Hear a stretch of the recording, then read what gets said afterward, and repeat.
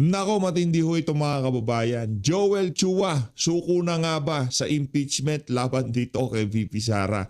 Sa tingin ho natin, ramdam na rin nila dyan sa Injustice Committee na hindi gusto ng sambayan ng Pilipino ang mga pinaggagawa nilang impeachment na yan. Gayahin mo na lang itong si Congressman Lian, talagang pinaglalaban ang kapakanan ng ating mga kababayan. Pero bago ho yan, isang like at isang subscribe. Masaya na ho tayo dyan at sa mga gusto sumali sa ating community, yung join button nandyan lang ho sa baba. Hayun na nga mga kababayan. Imbis na kasi pag-usapan dyan sa House of Representatives ang kapakanan ng ating mga kababayan, kung ano-ano kasi ang pinaggagawa nitong si Jinky Luistro, nitong sila Joel Chua, nitong sila Terry Riton. Di ba? Imbis na pag-usapan nyo dyan sa Injustice Committee, yung kung paano mapapababa ang presyo ng mga pangunahing bilihin, di ba? Mapoprotektahan ang kapakanan ng ating mga kababayang tsuper, mga mananakay, mamimili. Ang pinagkakabalahan ho nila, yung impeachment ni VP Sara. Kaya ngayon, nagkakaroon na ng mga malawakang pagkilos kaugnay sa mga kabalbalang pinagagawa nila dito sa administrasyon na to.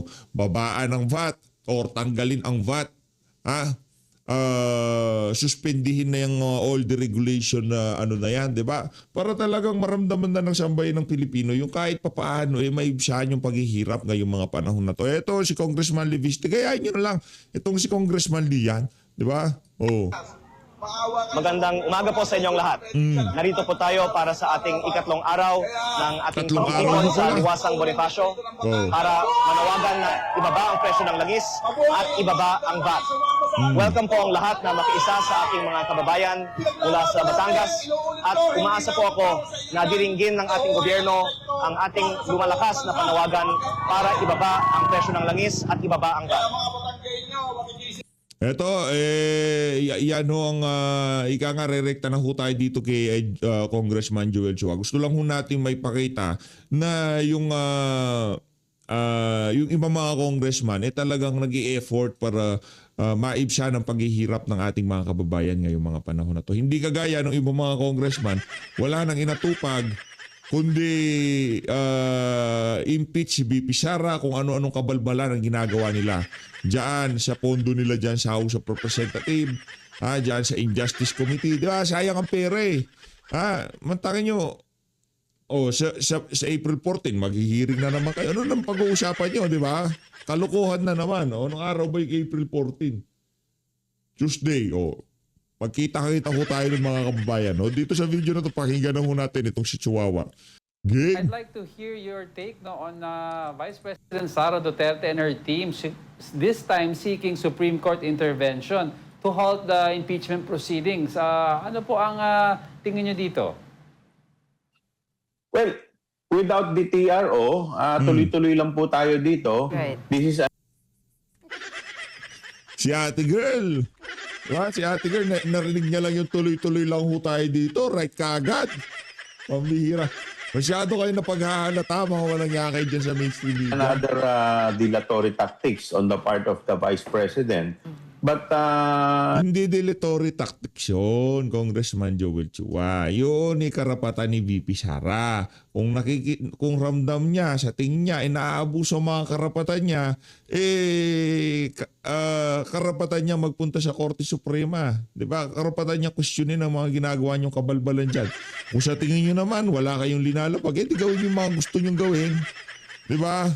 Gusto nyo impeach, irekta nyo na yan sa plenaryo, pagbutuhan nyo na. Gusto nyo pong mag-grandstanding, wala nang magsisenador sa inyo dyan.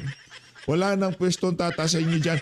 Wala na, tapos na yung era ng Quadcom na kung saan nakapagpapogi, nakapagbida-bida si Paduano, ayun, nagurgur na itong si Akop, di ba? Ngayon, hindi natin malaman itong si Abante kung okay pa ba. Balita natin yung isang congressman daw naputulan na di umano ng paa o isang paa. Di ba? Ang tawag dyan, karma. Ngayon, hindi na tinatanggap ng ating mga kababayan ang mga kabalbalan nyo dyan. Di ba kasi nung 19 Congress, kahit pa paano, okay pa eh. Walang ganitong problema eh. Kumbaga maraming oras sa sambayan ng Pilipino na makinig sa mga circus nyo dyan sa Twadcom. Pero ngayon, ibang usapan na. Mahirap ang buhay ngayon. Di ba? trilyon ang nakawan. Pag-uusapan natin yung 120 million. 3 maleta kay saldi ko lang yan. Ilan ba napunta sa'yo? Hindi, ibig ko sabihin, ilan na napunta sa yung mga dokumento na galing kay saldi ko. Nakalagay sa envelope. Ikaw talaga, Joel If Chihuahua. I remember it correctly, last year they were very they were saying na gusto rin nila ng hearing. In fact, the Vice President was asking for bloodbath. Oo, sa Senado. Hindi dyan sa House of Siraulo ka ba?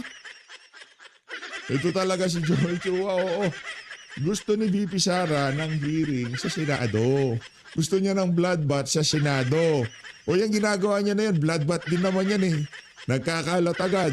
Nagkakaalaman kung ano mga kabuktutan na mga pinaggagawa nyo. So, now that we are giving them the opportunity to answer all the allegations against them, ngayon tatakbo naman sila sa Supreme Court. So, Hindi nga yan ang House of Representatives ang tamang forum para sagutin yung mga aligasyon sa kanila. Diba? Hindi yan ang tamang, yan na naman, mini trial talaga datingan. Hindi nga sila makasagot, di nga nila matanong yung mga witness nyo eh. Kayo lang ang mga makakapagbida-bida eh. Nangyata si confused din ako eh. confused ka sa gender mo. Kita namin yan, Brad. Gusto ko klaruhin po, Kong, no? Because just like we want to understand, ano po mismo ang kine-question this time ni VP Sara? Is it the committee saying na sinasabi niya na parang nagiging trial court na daw kayo? Lahat kino-question nila eh. Hindi, yun lang ang kine-question nila. Yung nagiging trial court. Kinwestiyon ba nila yung pagdetermina nyo ng sufficiency in form and substance? Hindi naman. Kini-question nila yung pagpapatawag nyo ng kung sino-sino, pag-fishing expedition. Yun ang kini-question dito, Joel Chua. But alam mo, sa totoo lang, we are just following the procedure. We are, in fact, itong procedure, no, itong rules that we are following right now, adopted lamang to ng 20th Congress. Pero kayo din ang gumawa noong 19th Congress na kung saan preparado yung mga rules para ma-impeach si VP Sara. Palakpakan ho natin. Yan ho ang narrative. Adopted lang naman namin tong rules na to na sila rin naman ang gumawa noong 19th. Sira. Ginugunggong nyo kami. Di ba? Pinagmumukha nyo kami. Sabado sana ngayon. Gusto ko, Joel Chua, yung chill-chill lang eh. So, from 19th Congress pa to na sinusunod. So, wala naman kaming nilalabag dito sa procedure. Alright, Kong, of course, the Supreme Court, instead of releasing a TRO, has asked the Committee on Justice to reply or comment on the complaint of the Vice President. Is it too early to tell na sa tingin niyo po ba, by doing that, by releasing that ruling ng SC, ay wala po silang nakikitang matinding ebidensya dito sa complaint ng Vice President, or is it too early to tell? Too early to tell. Pero sa akin, wala naman ako nakikita talagang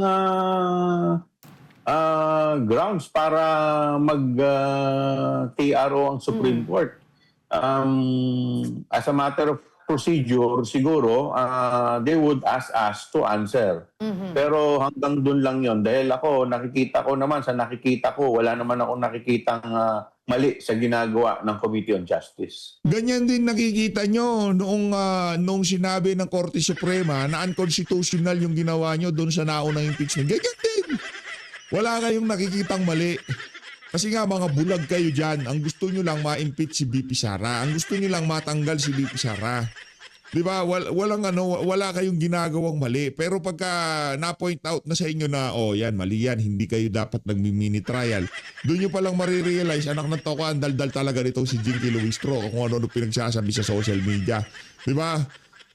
Ang daldal talaga ni Joel Chua kung ano-anong pagsagot, binibigyan ng pagkakataong pagsagot. Sa Senado na ho yun, hindi dyan sa Injustice Committee. Okay? Sa Senado yun. Alright, so after 10 days, no, binibigyan po ang Committee on Justice to comment nga po doon sa petition na final ng Vice President. Ano po ang mangyayari after? What can we expect after that? Basta kami po, tuloy-tuloy lang kami. On April 14, we will proceed with our trial. Tatlong tatlong hearing dates lang ang Senate Chairman until the end of April. And after which, kung wala na sigurong itatakel, then we will vote upon the probable cause. Oh. After which, kung may probable cause, isasampa na ito sa plenaryo and we need 1/3 vote. Oh, yun. Wag nyo na. May probable cause na yan. Anak to ka. Pinapatagal nyo pa eh. Ito talaga si Joel Chua, binobola pa tayo. May probable cause na. Tanungin mo yung si Benny Abante. Bumoto nga sila ng sufficiency in form and substance. Sa probable cause, hindi sila buboto. Ito talaga. Loko-loko talaga to. Kung bumoto ka ng sufficiency in substance, ibig sabihin naniniwala ka na talagang merong ginawang kalokohan itong si BP Sara. Diba? Naniniwala ka doon sa complaint, naniniwala ka na merong problema si BP Sara. Kung bumoto sila doon sa sufficiency in substance, sigurado boboto sila dyan sa probable cause na yan. Lang yung Joel Chua na to, magbotohan na kasi kayo, dali nyo na yan sa plenaryo. Wala, bloodbath sa Senado, hindi dyan. Anak ng tao ka, masyado kayong mapapil. Hindi nyo na trabaho, kinukuha nyo pa. Okay, so just recently, a few moments ago, I just read a report that the House Committee on Justice, kasama po kayo doon, ay nagpasabina na po kay Attorney Michael Powa, no, para po sa susunod na hearing po ninyo on April 14. And itong sabina na to, speaking of this, ay isa po doon sa mga complaints ni Vice President Sara Duterte that wala daw pong karapatan ang House Committee on Justice na magsabina ng mga evidence because yun nga daw po, you are doing a mini trial. That is not true. In fact, hindi lang yung Committee on Justice. Lahat po ng mga committee sa Congress may right to issue subpoena. This is part of, this is written in our rules under Section 7. So, wala po akong nakikitang mali dito because we are required to, in fact, pati po siya pwede po siyang mag-submit ng kanyang evidence. No? So kami naman, we are required also to obtain additional evidence. Hindi pa naman, we are not expected to cross-examine Attorney Powa or any witnesses for that matter. Ang purpose lang nitong subpoena, the reason why we are asking them to appear is to identify at least yung mga signature kung sila nga yun and to ask clarificatory questions. Ay na nga, cross-examination yun. Si Raulo ka pala eh. Lakas sa saltik mo, Brad. Yung to ask certain questions, cross-examination yun. Pagka tinanong mo na si Madriaga, nagtrabaho ka ba talaga kay BP Sara? PSG ka ba talaga? Ganito ka. Cross-examination yun. Abogado ka pa naman. Yan ang problema pagka gusto nyong pagmukaing tanga ang sambayan ng Pilipino. Kaso hindi ho yan mangyayari mga kababayan. Papayag ba kayo na ganito tayo tratuhin itong di natin malaman ano ba talaga yan si Joel Chua? Ha? Payag ho ba kayo niyan mga kababayan? Magpapatawag sila, clarificatory question? Pagka tinanong mo yung cross-examination tawag doon. Pagka sa Senado, pagka cross-examine yan, pagka tinanong ng sa mga senador, pirma mo ba to, Madriaga? Cross-examination na kagad yun. Once na tinanong mo ang witness, tinitignan mo na nga yung credibility kung totoo yung sinasabi, totoong pinirmahan niya, totoo yung mga nasa affidavit niya. Cross-examination niya. Raulo to. Mababaw lang. This is like preliminary investigation. So kumbaga kung what happens if hindi sila tumugon sa subpoena and they refuse? Well, Well, if they will refuse, no, tutuloy lang kami. Good. Kasi kagaya niyan, yung kay Ramil Madriaga, syempre we wanted to know kung ito ba ay kusang loob niyang yung salaysay, yung sinumpaang salaysay na kanyang inisyo. Syempre gusto namin malaman kung kusang loob niya itong sinalaysay. Kung siya ba talaga yung nakapirma doon, wala bang pumupuwersa sa kanya. So mga ganyan lang naman, hindi naman ganun. O tanongin nyo si Leila de Lima at si Trillanes dyan. Hindi nyo na kailangan si Ramil Madriaga kung sino-sino pa pinapatawag nyo. Tanongin nyo si ano dyan, si Trillanes at itong si ano pangalan to? Itong si Trillanes at itong si Leila de Lima. Kung sino-sino. Papatawag nyo pa yan. Ang gagawin dyan ni Madriaga, sinungaling yan. Polluted witness. Paano yung gagawing witness yan laban dito kay VP Sara? Polluted witness. Kidnapping with murder ang kaso, Brad. Ganun kalalaman. Hindi naman yan yung tipong nagnakaw ng candy sa convenience store. Hindi yun ganon. Hindi basta-basta ginagawa ng mama na kidnapping with murder. Dito. Kung buti nabanggit niyo no, regarding what's going to happen. No? So what's going, para klaro lang rin sa public, yung mga sinusupina niyo, hindi niyo po, hindi, kung baga hindi malaliman tanong as to yung statement, but rather, ko-confirm niyo lang kung sila nga ang nagbigay or kunya nagbigay ng statement na gano'n, sila ang pumirma. Parang on the surface lang, ganun ba, Kong? Tama po kayo dahil parang preliminary investigation lang to eh. Clarificatory questions lang ang mga itatanong namin dito.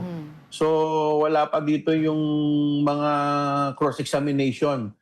Yung cross-examination that will be done during the trial proper, which is sa Senate. Sa Senate. Yo, at least malinaw na. Right. Oo. Hindi malinaw. Hindi malinaw, Brad. Anong malinaw doon? Hindi malinaw yon. Bra, base doon sa impeachment, doon sa face value ng impeachment na ibinigay, isinumite ng mga complainant, doon nila dapat pagbotohan yung, para sa atin yung probable cause, hindi yung walang salin. Pakuha niyo yung salin. Kung ano yung ibinigay sa impeachment, laban dito kay VP Sara, doon nyo ibase yung probable cause. Kung tayo meron ba yung pagpapatawag ng mga witness na ganyan, sa tingin natin dapat sa Senado din ginagawa yan. Hindi dyan sa Injustice Committee. Kasi yung rules na ginawa nila noong 19th Congress, yung rules nila dyan sa House of Representatives, yun ang susundin dyan. Hindi, wala walang bitaw dyan yung kampo ni VP Sara. Lahat ng pagiging unfair makikita na ho natin dyan sa gagawin ho nila na yan, dyan sa Injustice Committee. Kaya hindi ho talaga tayo sang-ayon dyan sa mga kabalbalan na yan na gustong mangyari nitong si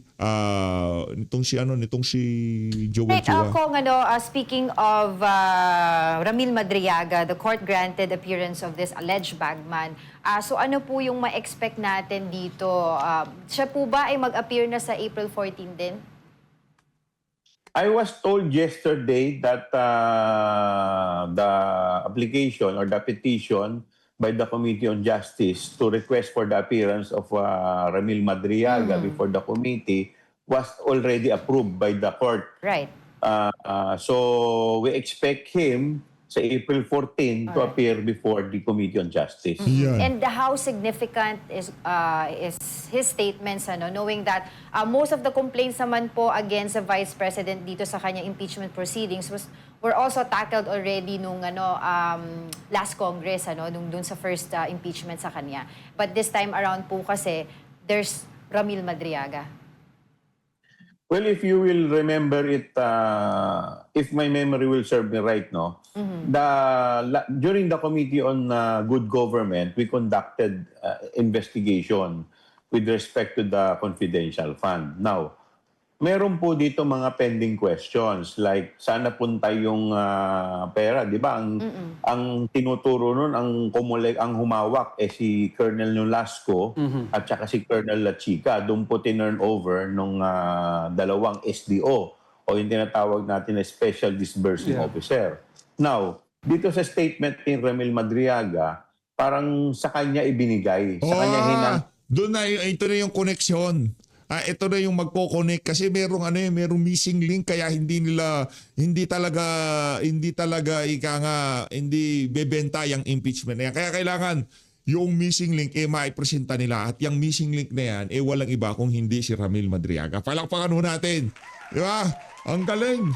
Di ba? Habang naghihirap na sambayan ng Pilipino, imbis na nagbe-brainstorming itong mga congressman na kagaya nitong si Joel Chua kung paano pag-aangin ang buhay na sambayan ng Pilipino. Nagbe-brainstorming sila para pag-konektahin yung mga istorya laban kay BP Sara. Pambihira.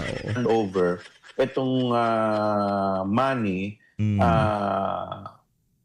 through duffel bag at dineliver niya to certain area. So yan ang mga laman ng kanyang sinumpaang salaysay.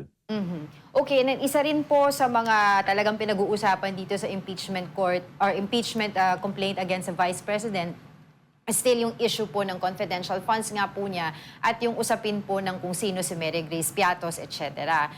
Of course, sa kampo po nila, mariin po nila ang tinatanggi at sinasabi po nila na ito po ay confidential funds at hindi po talaga po pwedeng ipakita, no, i-divulge yung information ng kanilang mga sources. Your thoughts on that po? Well, alam po ninyo, yung hindi lang naman diyan kay Mary Grace Piatos ang issue sa confidential fund. Ang isa pa sa mga issue dito, kung maalala po ninyo, is yung 1 million worth of rentals ng safe house. So how do they explain it? Parang 4-day rental, 1 million. At kung maalala rin ninyo, dun sa confidential fund ng DepEd, meron pong 4 na Sinabi naman ni VP sa tingnan nyo, kung hindi mini trial yan, di ba? Hindi na kayo naghihiring dyan sa in aid of legislation. Hindi na in aid of legislation. Wag ko kayo magpalito sa in aid of legislation. Pwede silang magpatawag kung sino-sino para tanungin. Pagka hindi sumagot, pwedeng i-contempt. Ito ho, impeachment to. Iba ho ito mga kababayan. Ang trabaho lang ho nila dyan sa Injustice Committee, tignan kung sufficiency in form and substance, may probable cause, diretso na yan sa plenaryo. Pero sila ho hindi. Iba na ho ito mga kababayan. Ang dating ho talaga, mini trial na ho ang ginagawa nitong sila Joel Chua dyan sa Injustice Committee. Kaya wag ho kayong magpabudol. Wag ho kayong, hindi lahat ng lumalabas sa bunganga nitong mga congressman na to lahat ng sasabihin nila batay ho sa kanilang naratibo para ma-impeach si BP Sara. Diba? Lahat ng benta gagawin ho nila dahil maraming atraso yung mga yan. Maraming makukulong. Yan sigurado ko sa inyo mga kababayan. Ganito na lang. Pagka naging presidente si BP Sara, papayat si Joel Chua. Diba Joel Chua? Pagka naging presidente si BP Sara, magpapalagay ng neck brace si Jinky Luistro. Yan o. Yun ang sigurado na. Pagka naging presidente si BP Sara, makukulong yung mga congressman na nagpakasangkapan, tumanggap sa pera galing sa mga maanumalyang flood control project. Pag naging presidente si BP Sara, yun na ang totoong hustisya. Makakamtan na natin ang totoong hustisya doon sa trilyong pisong ninakaw, doon sa binentang ginto, sa pagkuha ng pondo ng PhilHealth. Pag naging presidente si BP Sara, makakamtan natin ang hustisya sa lahat ng kabuktutang ginawa ng administrasyon na ito. AFP personnel na nag-certify na wala naman talagang na-download na confidential na pondo galing from DepEd. Although they were required to submit certificate. So, yan yung isa sa mga issue po dito sa confidential fund. Kung yung isang kini-question ng iba yung pag-ikot daw ng pera sa confidential funds ay mostly through the duffel bags, through cash. Labag din daw ito sa certain rules because dapat daw may paper trail, may either through electronic or through checks. Ano po ang tugon nyo dito? Not only that, hindi lang ang may hawak supposedly ng confidential fund is yung SDO. That's right. Yung tinatawag natin na Special Disbursing Officer. Now, the question is, bakit napunta yung confidential fund kay Nolasco, kay La Chica at ngayon kay May Madriaga pa? O di ba, naniniwala na pala kayo na napunta kay Madriaga, di may probable cause na magbotohan na kayo. Di ba? O ba't pa tayo mag-ano ng probable cause? Mismong si Joel Chua naniniwala na pala, napunta na kay La Chica, napunta na kay Madriaga, magbotohan na kayo. Ang hirap. Yung mga kasama ho nila dyan sa House of Representatives, hindi na rin naniniwala sa ginagawa nitong si Injustice Committee. Grabe, mapahanggang sa ngayong mga panahon na to, 20th Congress na tayo. Hindi na si Martin Romualdez ang speaker, pero paldo pa rin itong mga to. Palakpakan. Diba? Busog na busog. Oh. Yeah. So ito yung mga katanungan na dapat sagutin nila. Right. Okay. So, can we also talk about po itong recent pagsasabina po, no, sabina kay Attorney Powa? Ano po ba yung mga gusto po natin makuha from him? And there's also a discussion on him being one of the legal counsels of Vice President Sara Duterte, na sinasabi nila na medyo may conflict of interest doon because he can be a resource person as well for this case. Well, hindi naman siya pinapunta dito as a lawyer eh.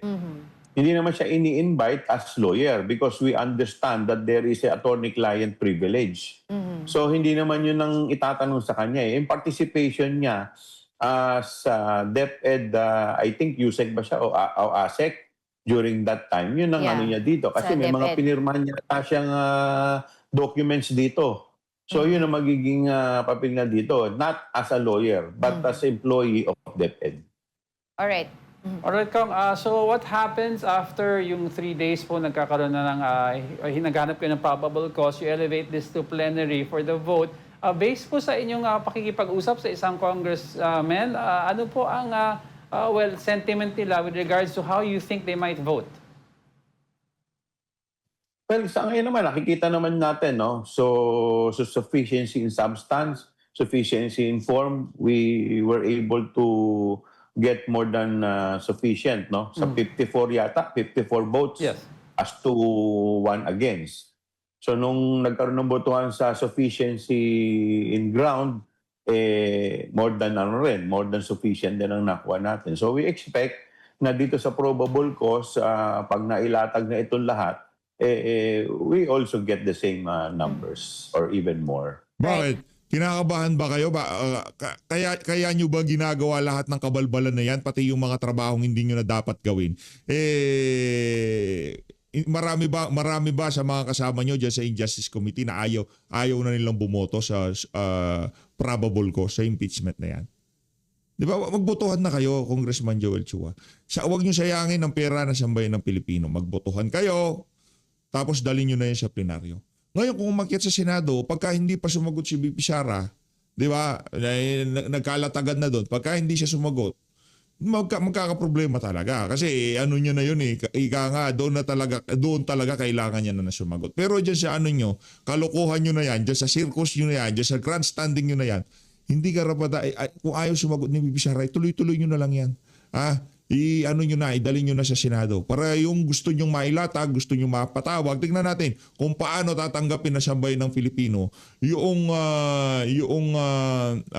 witness nyo na polluted, na merong kinakaharap na kasong murder, kidnapping.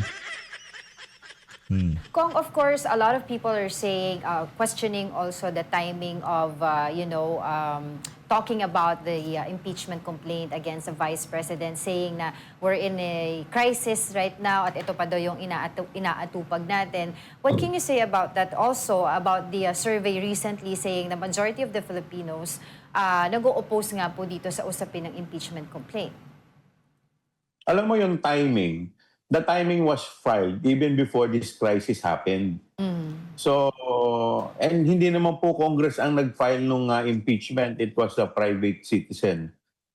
Kami po, we are just doing our constitutional duty as member of the Committee on Justice and member of the House to, tugunan itong complaint because that is our constitutional duty. Now, we should not, hindi natin po pwedeng ibaliwalain ito dahil ito po kasi usapin na accountability. So are you saying na pati po ba yung investigasyon sa ibang issue kagaya ng flood control, dapat din tumigil dahil meron po tayong crisis. Oh, bakit? Ano nangyari? Bakit tumigil nga?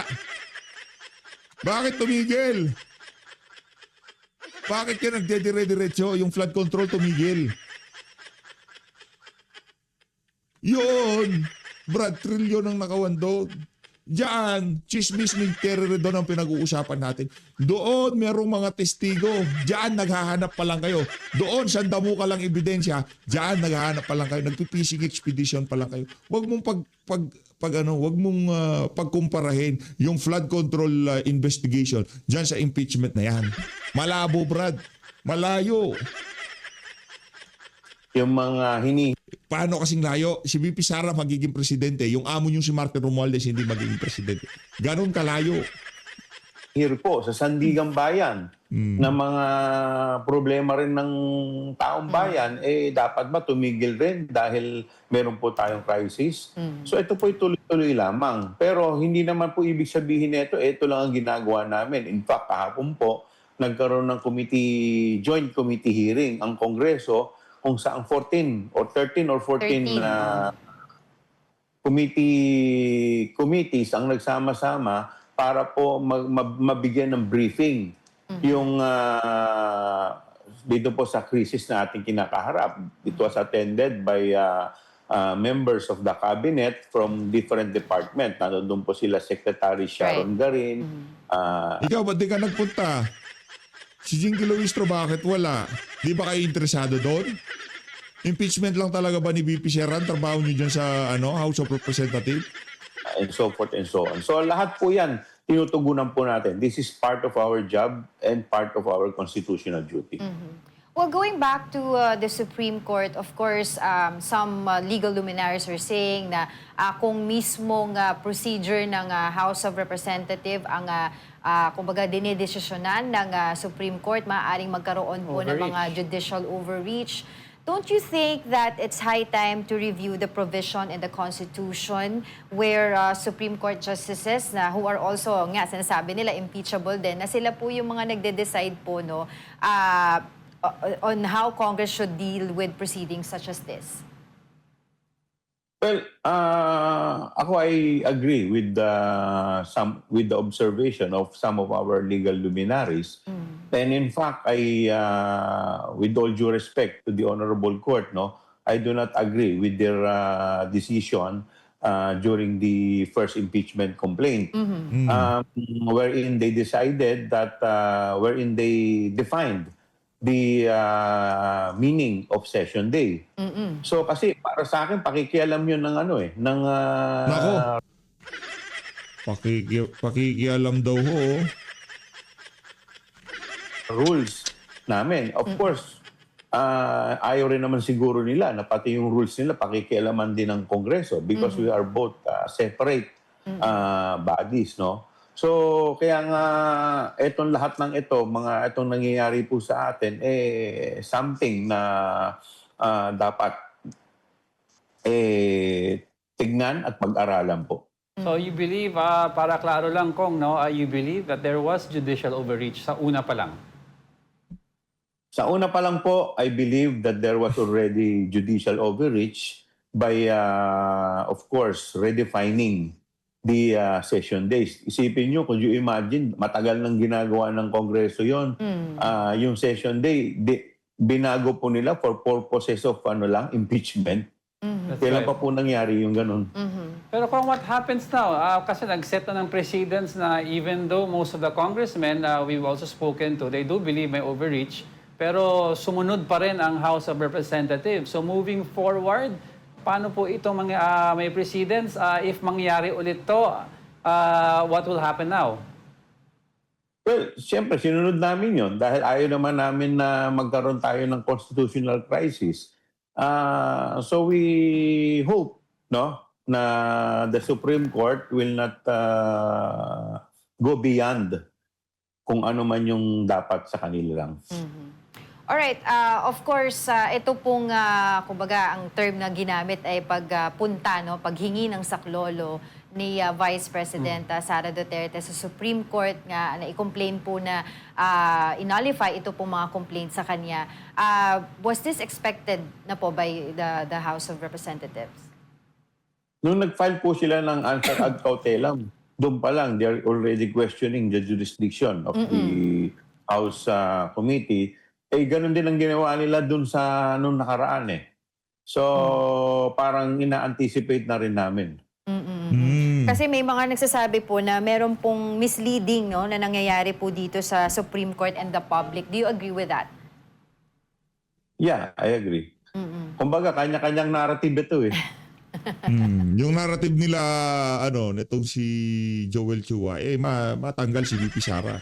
Na i-justify nila yung okay lang yung ginagawa nila dyan. Diba? Okay lang problema dyan. Ayun na nga mga kababayan, anong masasabi nyo dyan sa na yan? Hindi pa pala susuko, kala ko susuko. Feeling ko kasi susuko ka na, Joel Chua Kasi na kayo, mga hopeless kayo dyan sa impeachment na yan. Wala na yan, wala nang naniniwala. Ika nga sa sobrang hirap ng buhay ngayon ng ating mga kababayan, yung mga ganyang klaseng kabalbalan at masyadong obvious sa sambayan ng Pilipino na demolition job ang ginagawa nyo kay VP Sara. Wala nang naniniwala. Mag-ingat po kayo lahat ng Pilipinas.